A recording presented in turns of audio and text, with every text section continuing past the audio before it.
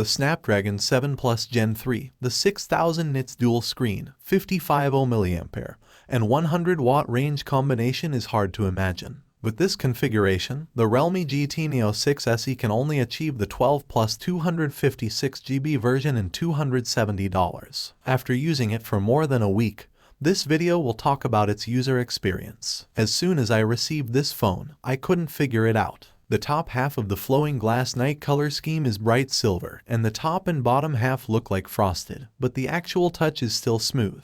A friend told us that the back panel of a mobile phone looks like glass and feels like glass, and it is called Longjing ceramic. And the back panel of the GT Neo 6 SE looks like glass, and it feels like glass to the touch. I told you it's called 3D sheet metal, and the actual weight of the GT Neo 6 SE is about 192.6 grams. Thanks to the front and rear curved design, the grip feels comfortable, and there is no strong pressure. It's hard to imagine the 1.5 Kelvin 16.0 nits global brightness boost of the Realme GT Neo 5. The most prominent feature of the 6 SE is undoubtedly this screen, which will appear on this phone. In order to highlight the brightness advantage of this screen, the TrueMe provides the highest manual brightness option of 1000 nits, making it difficult to see the screen clearly in sunlight.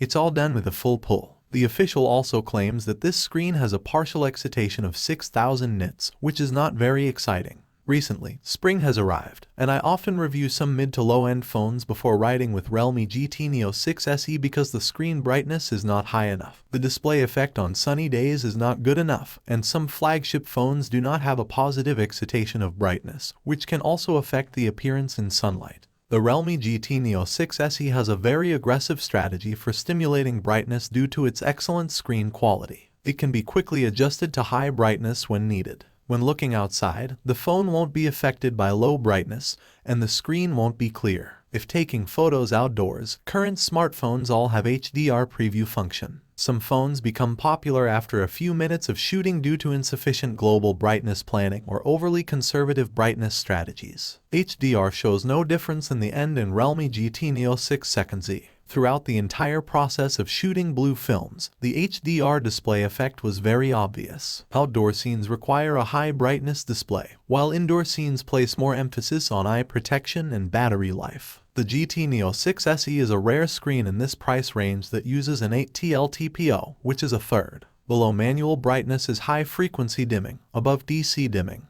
Based on my user experience, I haven't felt any obvious discomfort in the eyes after using it for over a week. If you really care about eye protection, you can manually adjust the mode in the eye protection options. In addition to the dimming method, I have also developed a green field AI eye protection function this time, which can automatically adjust the color temperature of the phone to delay eye fatigue by monitoring user usage, taking into account usage time and environmental risks. With the addition of AI, the screen color temperature change is more intelligent than the previous adjustment based on sunset and sunrise, or simply adjusting from ambient light, and the sky is also more seamless. I hope our friends can follow up as soon as possible. In game scenarios, the Realme GT Neo 6 SE has a great job. My favorite is the game HDR display function on the Yukon phone. It doesn't matter if the game manufacturer doesn't adapt to HDR, but the phone manufacturer will make the skin special effects in Kings Canyon more attractive and the scenery in Tivat more beautiful. It greatly improves the gaming experience. In King of Glory, the Realme GT Neo 6 SE also adds a partition touch function,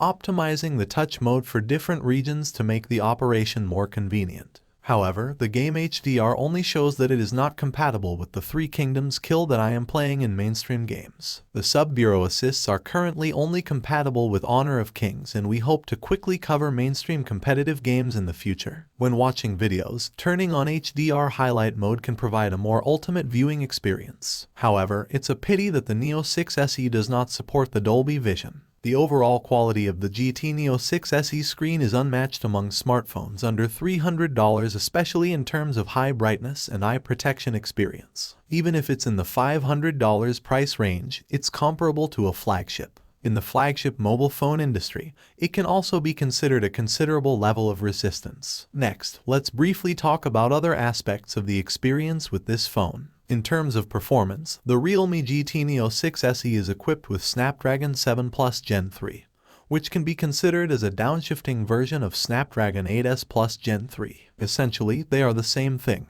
Adjust the game image quality option to the maximum room temperature of 25 degrees. The measured average frame rate of 2 games of King Glory is 119.8 frames, and the maximum temperature is 41 degrees. The third level King of Snapdragon 7 Plus Gen 3 is not a problem. The average frame rate of 30 minutes of the original Kamikaze Man World Exploration is 59.1 frames, and the maximum temperature is 46.4 degrees. This performance is certainly not better than that of the flagship processor, but it can really play in mid-range concentration. The Realme GT Neo 6 SE is equipped with a 5500 mAh and 100-watt battery life and charging solution, paired with an 8T LTPO screen. Without playing games, the screen can light up for more than 8 hours and can be fully charged in less than 30 minutes on a 100-watt charge per day. Although it's not an ultra-fast charging, it's not a problem for daily use. It also takes into account the large battery. I really like the Realme GT Neo 6 SE, which also supports the latest AI assistant functions. In addition to the previous AI functions that eliminate Xiaobu's microphone connection, various office